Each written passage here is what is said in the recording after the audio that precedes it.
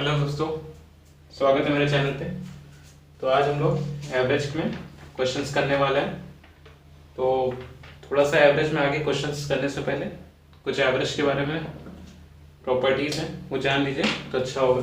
तो property one जो है, प्रॉपर्टी नंबर वन, इसको कहते हैं additive property.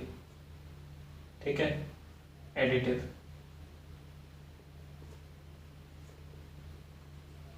Property. Basically additive property ये कहती है अगर किन्हीं n नंबरों का एवरेज a है, ठीक है, अब इन n नंबरों के एवरेज में कोई भी नंबर स्मॉल a ऐड होता है तो इसका असर क्या पड़ेगा एवरेज पे। तो जो न्यू एवरेज होगा, न्यू एवरेज वो क्या हो जाएगा, अगर किसी क्लास में n बच्चे हैं जिनका एवरेज a है, ठीक है, एवरेज वेट a है, तो उसमें एक नया बच्चा जुड़ा जिसका एवरेज वेट कितना था, स्मॉल है, तो बताना है न्यू एवरेज वेट कितना होगा। तो सबसे पहली बात स्मॉल है तो आप एज इट इज कॉपी कर लीजिए, प्लस ये जो a है इसका असर क्या होगा, पहले बच्चे n थे, अब ये एक नया बच्चा बढ़ा, इसके से नए बच्चे कितने हो गए, n+1, ठीक है। तो अब इस n+1 का इफेक्ट ऐसे पड़ेगा कि ये स्मॉल a है, इसको n+a से डिवाइड करिए और जो भी रिजल्ट आएगा वो एवरेज में ऐड हो जाएगा। इसको सिंपली भी समझ सकते हैं कि अगर स्मॉल a ऐड हो रहा है तो कितने लोग पे फर्क डाल रहा है, टोटल n+1 लोगों में फर्क डाल रहा है, ठीक है। अब n+1 लोग में बराबर फर्क डाल रहा है, इसलिए 1/n+1 से भाग दे देंगे, ठीक है। ये तो एडिटिव प्रॉपर्टी है। एक सेकेंड टाइप की प्रॉपर्टी होती है मल्टीप्लिकेटिव, MP लिख देता हूँ, मल्टीप्लिकेटिव प्रॉपर्टी, ठीक है।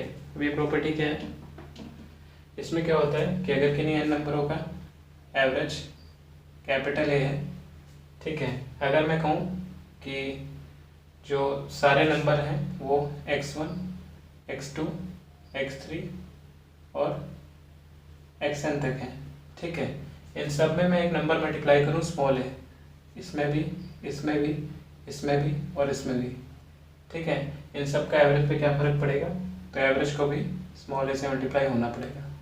मतलब any number which is multiplied by each and every element of the average gets multiplied with the average. मतलब अगर स्मॉल ए से आप सबको मल्टीप्लाई कर रहे हैं तो उसी स्मॉल ए से आपको एवरेज को मल्टीप्लाई करना होगा, यही मल्टीप्लिकेटिव प्रॉपर्टी है। तो चलिए इन्हीं दो प्रॉपर्टी थी जिनका यूज़ होना हमारे क्वेश्चंस में, तो कैसे यूज़ करना है देखते हैं। चलिए पहला क्वेश्चन है, आपके बोर्ड पे आ रहा होगा, एवरेज मार्क्स, ठीक है, of 32 boys of section A is 60, ठीक, 32 बॉयज, n कितना है 32, एवरेज कितना है 32 boys of class A is 60, ठीक, whereas the average marks है, average marks of 40 boys of section B, ठीक है, 40 boys of section B is 33, ठीक है। What is the average weight of combined, what is the average combined weight of both the class, ठीक है, ये बताना है। अब सबसे पहली बात जो मैं मेथड करने वाला हूँ उसको मैं बोलता हूँ सीसॉ मेथड, सीसॉ मेथड, ठीक। चलिए सबसे पहले एक सीसॉ बना लेते हैं।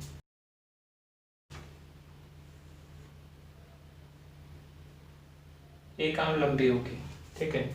अब जो लंबी वाली आम है, जो लंबी वाली आम है वो किसको दिखाएगी, 40, जिनका एवरेज 40 है, ये क्लास ए थे और ये क्लास बी, ठीक। तो क्लास बी को दिखा रही है 40 क्योंकि ये लंबा है इसलिए 40 इसके लिए और 32 इनके लिए, ठीक है। यहाँ पे एवरेज रखा हुआ है तो 40 वाले का एवरेज माने क्लास बी का एवरेज कितना है 33, और जिन क्लास में बच्चे 32 उनका एवरेज कितना है 60, ठीक है। अब ध्यान से देखिए कि इसको और सिंप्लीफाइड कर लेते हैं। कभी भी नंबर ऑफ स्टूडेंट्स दिए हों तो आप उनका सिंपलेस्ट फॉर्म ले सकते हैं, तो इनका कितना हो जाएगा 5 और 4, ठीक। अगर सिंपली यहाँ पे 5 और 5 होता, यहाँ पे भी 5 हो जाता, तो इनके बीच का एवरेज जस्ट 33 और 60 के बीच में जो नंबर आता एग्जैक्ट बीच में वही होता। लेकिन इसमें क्या है, ये जो लेंथ है ये 5 और ये 4, ठीक है। अब ये नंबर ऑफ स्टूडेंट्स की लेंथ है, इनके बीच के डिफरेंस की लेंथ निकालने के लिए इस रेशियो को उल्टा कर दीजिए, 4:5, ठीक। मतलब कि एवरेज थोड़ा सा 33 की तरफ खिंचा हुआ है क्योंकि यहाँ बच्चे ज़्यादा हैं। अब कितना खिंचा हुआ है यही निकालने के लिए इनके बीच के डिफरेंस को, 33 और 60 के बीच के डिफरेंस को, ठीक है, उनके n1 + n2 में बांट दीजिए। n1 + n2 का जो रेशियो है कितना है, 4 और 5, तो 9 = बीच का 33 और 60 के बीच में डिफरेंस कितना है, 27, 1 = 3, तो 4 कितना हो गया, 4 × 3 12, ठीक। अब 33 में 12 ऐड करेंगे तो कितना मिलेगा, 45, ठीक है। तो 45 ये एवरेज है। या यहाँ पे कितना आया था, 1 = 3, तो 5 × 3 15, ठीक है। तो 15 60 में माइनस करेंगे, 60 - 15 तो कितना आ जाएगा, 45। इधर से भी आएगा उधर से भी आएगा। बस ये देखते रहिएगा कि जहाँ नंबर ऑफ स्टूडेंट ज़्यादा है तो एवरेज उस वैल्यू की तरफ किसका आएगा, मतलब थोड़ा सा वेटेड रहेगा उस वैल्यू की तरफ, ठीक है। चलिए,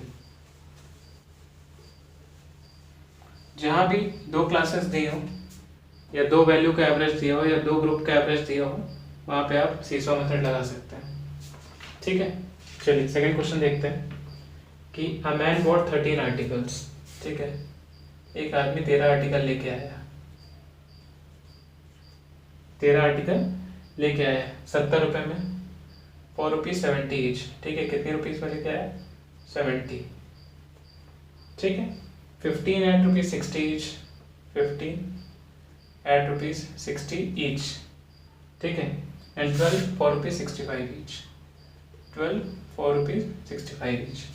अब सबसे पहले देखिए कि ये जो हम लोग मेथड लगाएंगे इसको कहते हैं मेथड ऑफ अज्यूम्ड मीन, ठीक है। मेथड ऑफ अज्यूम्ड मीन,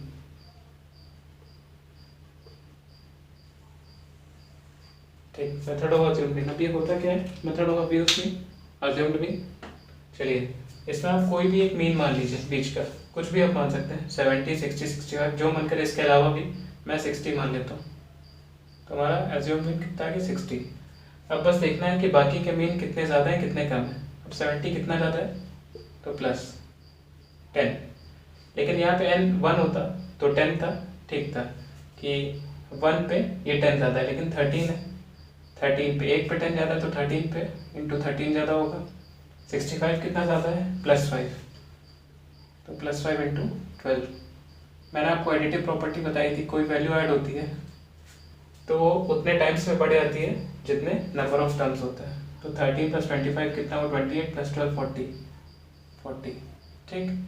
इसको और सोल्व करेंगे तो 130 + 60/40, 0 0 0, 19/4, ये आ गया 4.75 प्लस का, ठीक है। तो 60 में ऐड हो जाएगा तो मतलब 64.75, ठीक। इसे मेथड ऑफ अज्यूम्ड मीन कहते हैं। आपने कोई मीन अज्यूम किया, उसमें जितना डिफरेंस या जितना एक्स्ट्रा वैल्यू आई वो आपने ऐड कर दी, वही एवरेज के बराबर होती है। चलिए हम लोग तीसरा क्वेश्चन करेंगे आज का। ये सब क्वेश्चन अपने आप में यूनिक है और एक टाइप है। अगर क्वेश्चन कॉपी हो रहा है तो समझ लीजिए थोड़ा सा डेटा किसी क्वेश्चन में हल्का आता है, किसी में भारी आता है, इसलिए मैं क्वेश्चन एक ही टाइप पे कराता हूँ, ठीक है। A man purchase 7 bags of rice for ₹800, ठीक है, each. 7 bags of rice for ₹800 each, ठीक। इसके बाद है 8 bags of rice for ₹1000 each. इसके बाद है 5 bags of rice for ₹1200 each, ठीक। 7 बैग खरीदे 800 रुपये में 8,000 रुपये में, मतलब एक बैग 1000 रुपये का पड़ा, एक 800 का पड़ा और एक 1200 में, तो इसने 5 खरीद लिए, 8 खरीद लिए, 7 खरीद लिए। ठीक है, एवरेज कॉस्ट बताना है, एवरेज निकालना है। तो हम लोग ने एवरेज कितना 1000 मान लिया। ठीक, अब 800 देखा 1000 से कितना कम है, तो -200 इंटू 7। ठीक, और 1000 तो अपने आप से 0 ही कम होगा, तो 0। ठीक, और 1200 200 ज़्यादा है, तो 200 इंटू 5। किससे भाग देना है, नंबर ऑफ टर्म्स थे। 8 5 12 7, 8 5 13 7 20। ठीक है, 1 0 से ये, फिर ये यहाँ से 10 और 10, तो -70 प्लस 50 -20। 1000 -20 करेंगे तो 980। ये हमारा एवरेज आ गया। ठीक है दोस्तों, तो आप मेथड ऑफ अज्यूमिंग से आराम से क्वेश्चन कर सकते हैं। चलिए, तीसरा क्वेश्चन है, चौथा क्वेश्चन है आज का। ये तीसरा टाइप है। एक टाइप हमारा था सीसॉ मेथड और एक अज्यूमिंग है। ये चौथा question, average weight of 15 student, 15 बच्चों का एवरेज वेट 1.5 kg से बढ़ जाता है। 15 बच्चे हैं, इनका एवरेज वेट ये जो है कितने से बढ़ जाता है, 1.5 kg से। ठीक है, कब बढ़ जाता है, जब एक बच्चा 40 किलो जिसका वेट है वो रिप्लेस करता है नए बच्चे को, तो 40 वाला जाता है और एक नया आता है। ठीक है, 40 वाला जाता है और एक नया आता है, इसके कारण सबका वेट 1.5 किलो बढ़ जाता है। ठीक है, तो वेट बताना है नए बच्चे का, एक्स का वेट बताना है। अब सबसे पहले एक बात कि ये जो -40 वाला जा रहा है, इसकी जगह एक्स जो आ रहा है, इसका वेट 40 से ज़्यादा होगा कि 40 से कम होगा, ये बताइए। ठीक है, तो इसका वेट 40 से ज़्यादा होगा क्योंकि एवरेज में 1.5 का बढ़ा रहा है, 1.5 बढ़ा रहा है। ठीक है, तो अब इतना तुमको पता ही चल गया कि जो एक्स था उसका कम से कम 40 होगा। ठीक, 40 वाला जो गया, चलो वो तो गया, लेकिन इसका 40 तो होगा ही। अब इसके ऊपर देखना है कितना ज़्यादा हो जाएगा। ठीक, अब अगर हमने बोला कि 1.5 एक पे ज़्यादा हो रहा है और उसने रिप्लेस भी कर दिया है, मतलब कोई बच्चे ना ही बढ़े हैं, अगर एक बच्चा गया था तो एक वापस भी आ गया, तो नेट रिजल्ट 0 है, तो बच्चे तो क्लास में 15 ही हैं। ठीक है, तो एवरेज क्या दिखाता है, एक बच्चे का वेट दिखाता है हमेशा। एवरेज हमेशा एक बच्चे का वेट दिखाता है। तो अगर एक पे 1.5 किलो बढ़ा है इसके आने से, तो 15 बच्चों पे कितना बढ़ेगा, 15 इंटू 15, मतलब एक बच्चे पे 1.5 बढ़ा है। ठीक है, तो 15 बच्चों पे 1.5 इंटू 15, तो कितना हो जाएगा 225, और एक पॉइंट लगा दी तो 22.5, तो 62.5। ठीक है, तो ये तो वर्बली क्वेश्चन था, आराम से हो सकता था। ये हमारा टाइप 3 था आज का। इसी पे एक और क्वेश्चन है, चलिए करते हैं। ठीक है,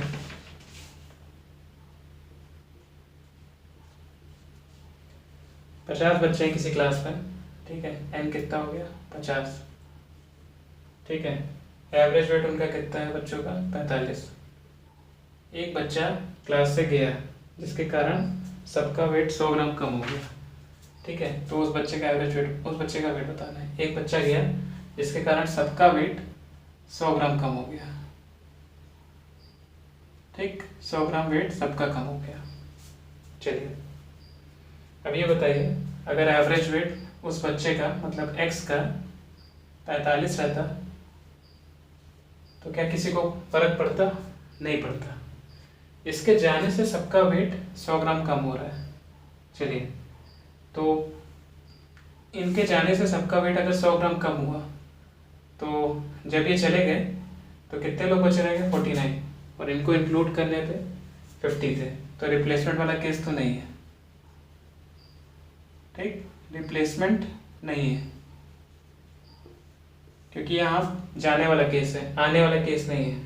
ठीक, अब इनका वेट 45 रहता तो कोई फर्क ना पड़ता, इनका वेट कुछ ज़्यादा था, इनके जाने से इसलिए फर्क पड़ रहा है। कितना ज़्यादा था, अगर ये 100 ग्राम एवरेज पे फर्क डालना है।